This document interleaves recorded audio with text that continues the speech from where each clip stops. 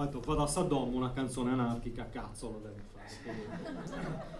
Racconta del 12 dicembre del 1969, la bomba che scoppiò nella sede della Banca Nazionale dell'Agricoltura in Piazza Fontana, Milano, uccidendo 17 persone, ma soprattutto racconta di quello che accadde 3 giorni dopo nella questura di Milano, quando uno stranissimo personaggio, un certo Giuseppe Pinelli, un anarchico, volò dalla finestra del 4º piano della questura, misteriosamente.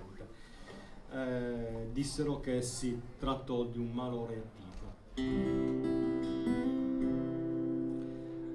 La presenza del piombo in Piazza Fontana, il 12 dicembre col freddo di sempre, scaldò l'aria gelida di martire Milano e il dolore di Roma gli stringeva la mano.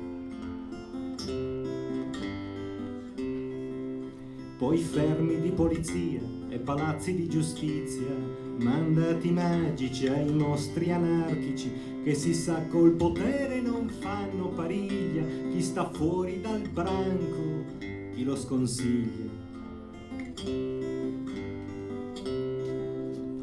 C'è chi dal gregge alzò la testa e signora autorità diede inizio alla festa.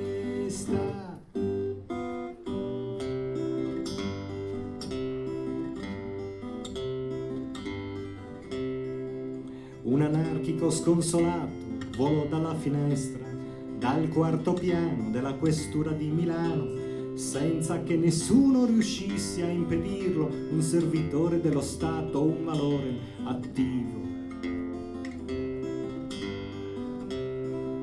Il potere può concedersi il lusso di decidere se le bombe far brillare o lasciarle scoppiare, metterle in mano a chi ha il potere non vuol decidersi, creare paura perché potere deve aversi.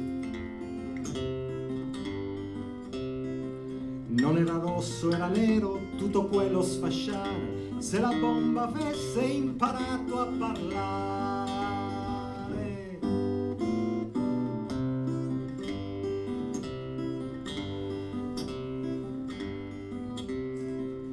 Le carceri accolsero poveri diavoli, il terrore delle bombe diava fiato alle trombe, i moderati erano i buoni, noi altri coglioni, e gli anni 70 tutti bombe e fiori.